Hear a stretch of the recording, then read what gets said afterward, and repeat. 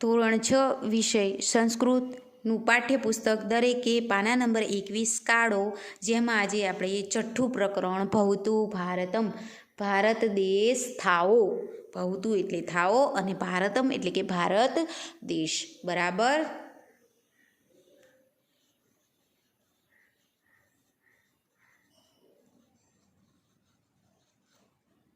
બરાબર. તો હવે આપણે છઠ્ઠા પ્રકરણનો અભ્યાસ કરીશું.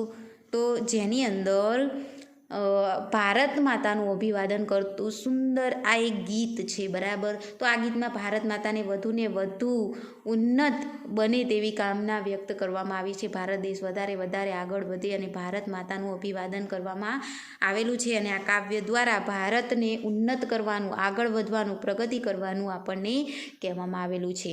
તો ચલો આપણે જોઈશું. અહીંયા આપણને ચિત્ર આપેલું છે. બરાબર. અહીંયા જે આપણા જવાનો છે તે તિરંગાને સલામી આપી રહ્યા છે. ભારત માતાનું પણ દ્રશ્ય આપવામાં આવેલું છે. બરાબર. તો હવે આપણે જોઈએ. મેં આગળ તમને કરાવ્યું તો એ પ્રમાણે જ દરેક શબ્દ આપણે જોઈશું, એનું ભાષાંતર, અને એ તમારે શબ્દ સહ નોટબુકમાં સાથે જ રાખવાની નોટબુક. એટલે જે શબ્દ હું તમને ભાષાંતર કહું એ તમારે શબ્દશઃ તમારે લખી કાઢવાનું છે નોટમાં. બરાબર. ભારત, ભારત, બરાબર, જેનો અર્થ થાય છે ભારત દેશ. બરાબર. ભારત, ભારત ભવતું ભારતમ. બરાબર. તો તમે લખો ભારતનો અર્થ થાય છે ભારત દેશ અને ભવતું એટલે થાઓ ભારતમ. બરાબર. ભારતમ એટલે કે ભારત દેશ. હવે ત્યારબાદ આપે છે શક્તિ સમૃદ્ધ યુક્તિ સમૃદ્ધમ. તો પહેલો શબ્દ છે શક્તિ વત્તા સમૃદ્ધ, એટલે કે પોતાની તથા અન્યની રક્ષા માટે શક્તિથી ભરપૂર. શક્તિ એટલે કે એને ગુજરાતીમાં જે શક્તિ આપણામાં જે તાકાત છે તે. અને સમૃદ્ધ, સમૃદ્ધ એટલે કે ભરપૂર. શક્તિ વત્તા સમૃદ્ધ એટલે કે ભરપૂર, શક્તિથી ભરપૂર. શક્તિ વત્તા સમૃદ્ધ એટલે કે તાકાતથી ભરપૂર, શક્તિથી ભરપૂર. યુક્તિ સમૃદ્ધમ.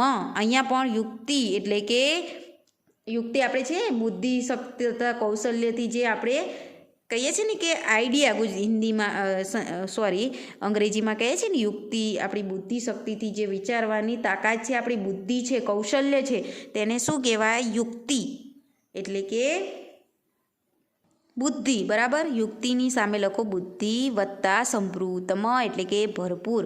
હવે આપણે જોઈશું કે શક્તિથી ભરપૂર અને બીજું બુદ્ધિ કૌશલ્યોથી ભરપૂર. શક્તિ યુક્તિ સમૃદ્ધ એટલે કે શક્તિ અને યુક્તિ. શક્તિ એટલે કે તાકાત અને યુક્તિ એટલે બુદ્ધિ. શક્તિ અને બુદ્ધિ અને સમૃદ્ધ એટલે કે ભરપૂર. ખ્યાલ આવે છે દરેકને? ભારતમનો અર્થ શું થાય? ભારત દેશ. શું થાય? ભારત દેશ.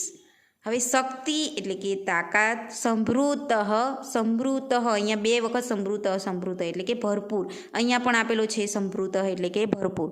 હવે શક્તિનો અર્થ થાય છે તાકાત, યુક્તિ એટલે કે બુદ્ધિ, કૌશલ્ય. બરાબર. તો શક્તિ સમૃદ્ધ એટલે શક્તિથી ભરપૂર, યુક્તિ સમૃદ્ધમાં એટલે કે બુદ્ધિથી ભરપૂર, શક્તિ યુક્તિ સમૃદ્ધ એટલે કે શક્તિ, તાકાત અને બુદ્ધિથી ભરપૂર. ભવતું ભારતમ, ભારત દેશ. ભવતુંનો અર્થ થાય છે થાવ. ભારત દેશ થાવ. ભારત દેશ, ભારત દેશ આખું આપણે જોઈએ. હવે ભાષાંતર કે ભારતમાં, ભારતમાં એટલે કે ભારત દેશ, ભારત દેશ. ભવતું ભારતમાં એટલે કે ભારત દેશ પોતાની તથા બીજાની રક્ષા માટે શક્તિ સમૃદ્ધ યુક્તિ સમૃદ્ધ, શક્તિથી ભરપૂર અને બુદ્ધિ કૌશલ્યોથી ભરપૂર. શક્તિ યુક્તિ સમૃદ્ધ એટલે કે ભારત દેશ શક્તિ અને બુદ્ધિ કૌશલ્યોથી સંપન્ન થાઓ. ભારત દેશ થાઓ. ભારત દેશ ભવતું ભારતમ, ભારત દેશ થાઓ. શક્તિથી ભરપૂર, યુક્તિથી ભરપૂર, બુદ્ધિ અને શક્તિ કૌશલ્યોથી ભરપૂર ભારત દેશ થાઓ. ખ્યાલ આવે છે? ફરી એકવાર જોઈએ.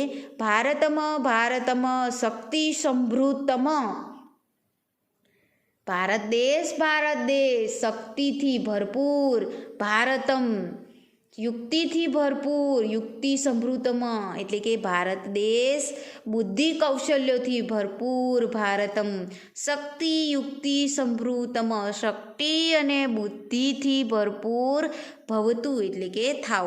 હવે આખા વાક્યનું ભાષાંતર લખો. હું બોલું છું. ભારત દેશ કૌંસમાં લખો પોતાની તથા બીજાની રક્ષા માટેની, કૌંસ પૂરો, ત્યારબાદ લખો શક્તિથી ભરપૂર ભારત દેશ, ત્યારબાદ કૌંસમાં લખો સ્વ વિકાસ સાધવા માટેની, ત્યારબાદ કૌંસ પૂરો, ત્યારબાદ લખો બુદ્ધિ તથા કૌશલ્યોથી ભરપૂર, ત્યારબાદ લખો ભારત દેશ શક્તિ અને બુદ્ધિ કૌશલ્યોથી સંપન્ન થાઓ. બરાબર. આ હતું ભાષાંતર. ભારત દેશ શક્તિથી ભરપૂર ભારત દેશ, બુદ્ધિ તથા કૌશલ્યોથી ભરપૂર ભારત દેશ, શક્તિ અને બુદ્ધિ કૌશલ્યોથી સંપન્ન થાઓ. બરાબર. તો આ હતો પહેલું જે હતું શ્લોક કે ગીતની પંક્તિઓ એ આપણે 3 પૂર્ણ થાય છે. ભારત ભવતુ ભારતમ, શક્તિ સમૃદ્ધમ યુક્તિ સમૃદ્ધમ, શક્તિ યુક્તિ સમૃદ્ધ ભવતુ ભારતમ. બરાબર. તો આ 3 પંક્તિઓનું ભાષાંતર આપણે જોયું. ફરી એકવાર જોઈ લઈએ. ભારત દેશ શક્તિ સમૃદ્ધમ શક્તિથી ભરપૂર, યુક્તિ સમૃદ્ધમ યુક્તિ બુદ્ધિ કૌશલ્યોથી ભરપૂર ભારત દેશ, શક્તિ યુક્તિ સમૃદ્ધમ એટલે કે શક્તિ અને બુદ્ધિ બંનેથી ભરપૂર ભારત દેશ, થાઓ ભવતું એટલે કે થાઓ, ભવતુંનો અર્થ થાય છે થાઓ. તો અહીંયા આપણી 3 કાવ્ય પંક્તિ પૂર્ણ થાય છે. હવે આગળ જોઈએ આપણે. શસ્ત્રધારક શાસ્ત્રધારકમ, શાસ્ત્રધારક ભવતુ ભારતમ. ભવતું, હવે આમાંથી જે શબ્દો અમુક આવેલા છે ફરી નહીં લખો તો ચાલશે. બરાબર. ભવતુંનો અર્થ શું થાય છે? થાઓ. ભારતમ એટલે કે ભારત દેશ.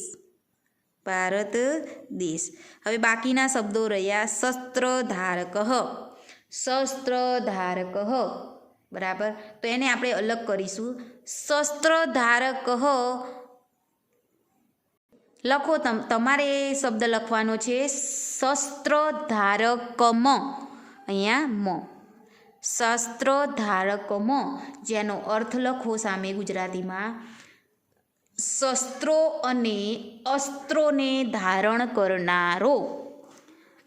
શસ્ત્ર ખાલી આ એક જ શબ્દ, શસ્ત્રધારક એટલે કે શસ્ત્રો અને અસ્ત્રોને ધારણ કરનારો. બરાબર. ત્યારબાદ શાસ્ત્રધારકમ એટલે કે વિજ્ઞાનને ધારણ કરનારો. શસ્ત્રધારક શાસ્ત્રધારકમ, શસ્ત્રધારક એટલે કે શસ્ત્રો અને અસ્ત્રોને ધારણ કરનારો, અને શાસ્ત્રધારકમ એટલે કે વિજ્ઞાનને ધારણ કરનારો. શસ્ત્ર અને અસ્ત્રોને ધારણ કરનારો અને વિજ્ઞાનને ધારણ કરનારો. શસ્ત્રધારક શાસ્ત્રધારકમ, શસ્ત્રો અને અસ્ત્રોને ધારણ કરનારો અને વિજ્ઞાનને ધારણ કરનારો. શાસ્ત્રધારક, અહીંયા જો બંને શબ્દો પાછા જોડી કાઢવામાં આવ્યા છે. અહીંયા શસ્ત્રધારક શાસ્ત્રધારકમ, તો અહીંયા શસ્ત્ર વત્તા શાસ્ત્ર, શાસ્ત્રધારક ભવતુ ભારતમ એટલે કે શસ્ત્રો અને અસ્ત્રોને ધારણ કરનારો, વિજ્ઞાનને ધારણ કરનારો. હવે બંનેને જોડી કાઢો. શસ્ત્ર અને શાસ્ત્રમાં અધિકારવાળો. આનો ગુજરાતી સામે લખો શાસ્ત્રધારક, એની સામે લખો શસ્ત્ર અને શાસ્ત્રમાં અધિકારવાળો. શસ્ત્ર અને શાસ્ત્રમાં અધિકારવાળો. પહેલાંનું શું લખાવ્યું મેં? શસ્ત્રો અને અસ્ત્રોને ધારણ કરનારો, શસ્ત્ર ધારક એટલે કે શસ્ત્રો અને અસ્ત્રોને ધારણ કરનારો. ત્યારબાદ શાસ્ત્ર ધારકમ એટલે કે વિજ્ઞાનને ધારણ કરનારો, વિજ્ઞાનને ધારણ કરનારો. બરાબર. ત્યારબાદ ત્રીજો શબ્દ શસ્ત્ર શાસ્ત્ર ધારક એટલે કે શસ્ત્ર અને શાસ્ત્રમાં અધિકારવાળો. ત્યારબાદ ભવતું એટલે થાઓ અને ભારત એટલે ભારતમાં એટલે કે ભારત દેશ. હવે આખી પંક્તિઓનું ભાષાંતર આપણે જોઈશું. શસ્ત્ર ધારક શાસ્ત્ર ધારકમ શસ્ત્ર શાસ્ત્ર ધારક ભવતું ભારતમ એટલે કે ભારત દેશ શસ્ત્રો અને અસ્ત્રોને ધારણ કરનારો, વિજ્ઞાનને ધારણ કરનારો, શસ્ત્ર અને શાસ્ત્રોમાં અધિકારવાળો થાઓ. ફરી આખું ભાષાંતર લખો. બીજી પંક્તિઓ છે એનું, પહેલાંનું આપણે થઈ ગયું, હવે બીજાનું લખો. ભારત દેશ શસ્ત્રો અને અસ્ત્રોને ધારણ કરનારો, વિજ્ઞાનને ધારણ કરનારો, શસ્ત્ર અને શાસ્ત્રમાં અધિકારવાળો થાઓ. બરાબર. તો આ થઈ ગયું એનું ભાષાંતર. પહેલું હતું એશે વિષયક, શાના વિષયક હતું? બુદ્ધિ અને શક્તિ એટલે કે તાકાતવાળો અને બુદ્ધિવાળો ભારત દેશ થાય. ત્યારબાદ શસ્ત્રો અને શાસ્ત્રો એટલે કે વિજ્ઞાનમાં પણ અને શસ્ત્રોમાં પણ આપણો ભારત દેશ આગળ થાય એવી આપણે શું કર્યું છે, એવી કામના વ્યક્ત કરી છે કાવ્યની અંદર. બરાબર.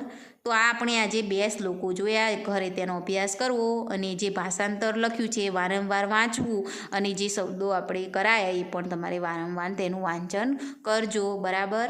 આગળના જે પંક્તિઓ છે કાવ્યની એનો અભ્યાસ આપણે આગળના વિડીયોમાં કરીશું. બરાબર.